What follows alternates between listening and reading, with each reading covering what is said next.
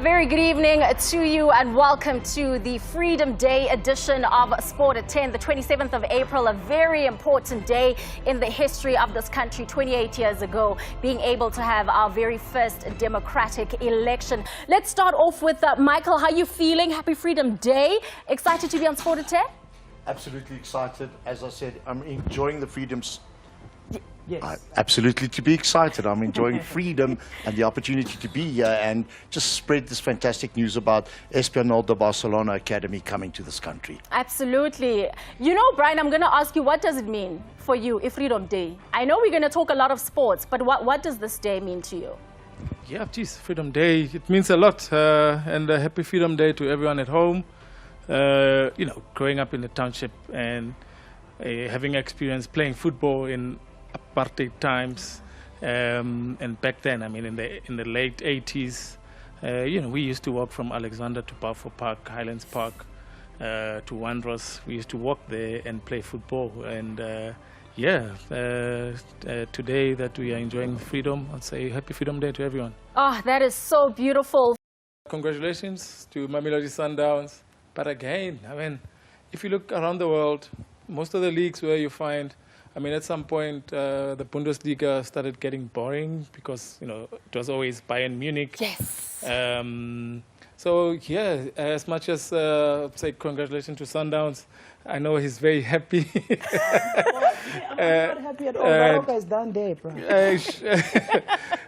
But, yeah, I think for me, I would like to say, you know, to the rest of the clubs, I think Chiefs, Pirates, Supersport, Royal AM, Cape Town City, they need to come to the party. Next season, we need our league to be really competitive. Michael, as looking at athletes, are you thinking this is a correct decision by Wimbledon to be allowing unvaccinated players, knowing that we're not really out of the woods when it comes to COVID-19?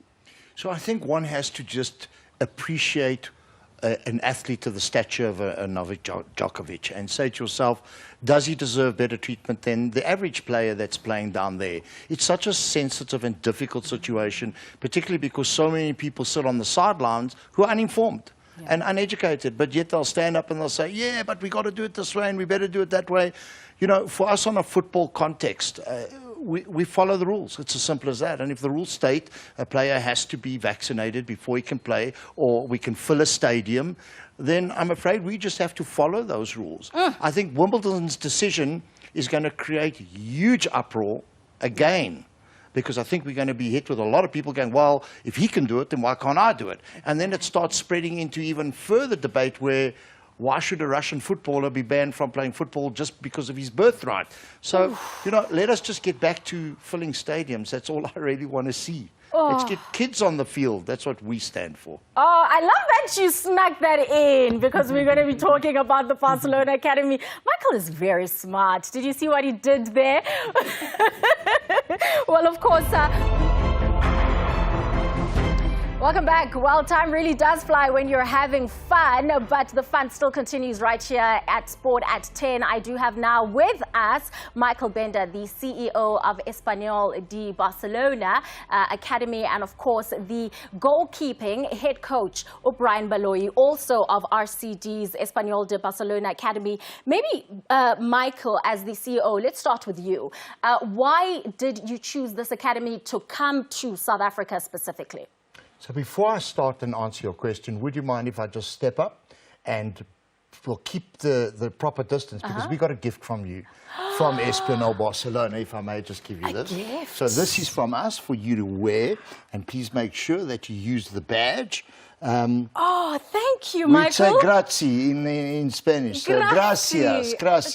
So welcome to Espanyol Fan Club. Thank you very much. I think I'm going to put this on for the duration of the interview while you answer that first question. So you know, the bottom line was, in 2015, when I went to Spain with a team from South Africa, we realized that there was quite a gap between our talent pool and the way we were approaching football. We played in a fantastic tournament in Spain, and in that tournament, we had a lot of Spanish coaches coming to us saying, wow, we can't believe the talent. The South Africans can dribble, they can play, but their structure just seemed to be a little bit really there was a big gap between Spain and South Africa. It's taken us as long as from 2015 to get to this point. We have traveled to Spain regularly. Our company was appointed as the La Liga partners to run what is called the Liga football camps and clinics. That escalated to a point where we started talking to clubs.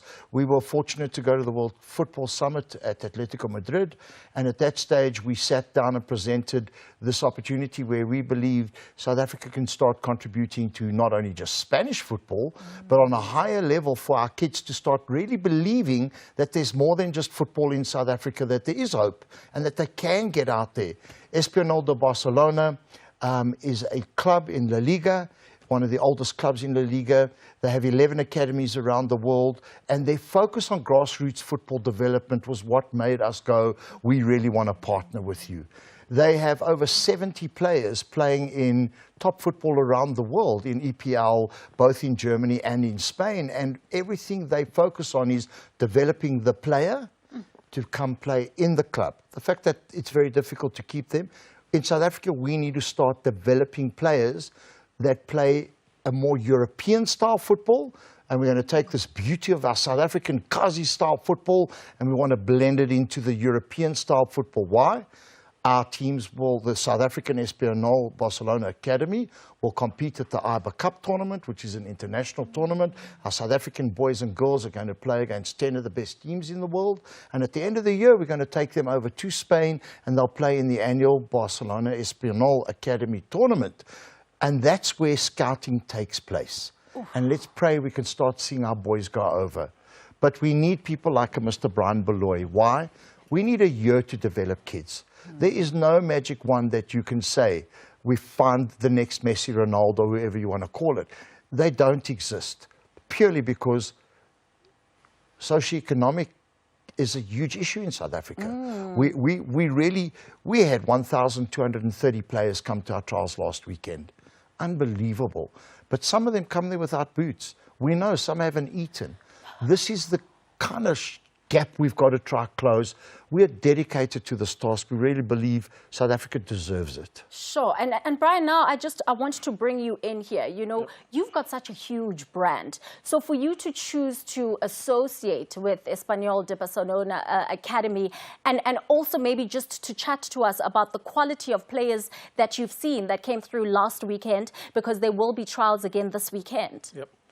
Yeah, geez, I think for me, I'm really excited about this opportunity and about, you know, the Espanyol Academy. And I'm grateful to Mike and his partners really, you know, for affording me this opportunity. If there's one thing that I know, and a lot of European coaches I had in my 10-year career have always said this one thing, that the talent, natural talent that they see in kids here, they've never seen anywhere in the world. So for me, it always has been, now, where is the problem? The problem is how you nurture the talent, how, you know, the coaching, how you nurture the talent. For me, has always, it's evident that it's always been a problem. And for me, having an opportunity really to be involved with Espanyol Academy, I mean, it's one of the biggest clubs in Spain, and there was no way I was going to say no to this opportunity. Yeah. So where are we getting it wrong, though? You know, what have you seen, especially with the talent that has come through? Yeah, a lot. Geez, we need a whole year for, you know, to go through all of these things. But for me, as South Africa, I mean, in the late 90s and then the 2000s, we've had some of our great players that played in Europe. We've had great players that played in Spain itself, you know, from Nassif Morris to, you know, Benny McCarthy to Tsepo Masilela, you know, David Nyati and Cesar Mtau. We've had a lot of players there for me that have played. But in the last few years, I mean, right now, as we speak, we don't have South African players playing in the big leagues in Europe, and it's a problem for us. Yeah. And then we need to start looking at then what is it that they want to see. So now, part of that is now we need to understand that we need to develop the players.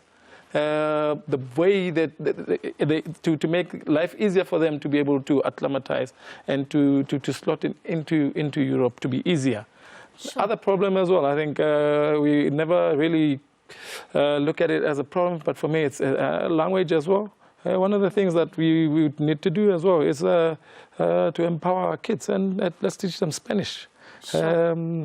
Yeah, no, there really is so much that needs to be done. Michael, maybe just as a parting shot, what is the end vision? Where do you see things unfolding? So 100% to what Brian has said. The one thing we didn't mention is coaching. South African coaches need to start adapting and understanding that they have to be playing and coaching towards a European style of football, but encompassing this beauty of South African football. We need to find a way to merge the two together. So our end result is simply this. Espanyol de Barcelona will help South African coaches. We need to groom our players from the ages of 13 upwards, build the nursery, but from 15 to 17, find those diamonds, polish them up, and we need to do the full package. Psychologically, they need to understand what's expected. Physically, conditioning, food program. At Espanyol Barcelona, we're saying for South Africa, our mantra is very simple. Feed, educate, play. It's our story is going to be written in the stars, we hope. This is the first La Liga club ever to open up in South Africa. We're greatly and proud of this moment. But more importantly, let's see in 3 years' time when we build the academy and the hostel and we can take children in and give them everything they need to become players for Europe. That sounds absolutely fantastic. Of course, the trials happened last weekend. They'll be continuing this weekend at the St. Stithians College. Really a great initiative there. Espanyol de Barcelona. Thank you so much to Michael Bender and Brian Baloyi. More than a view, more than a teach.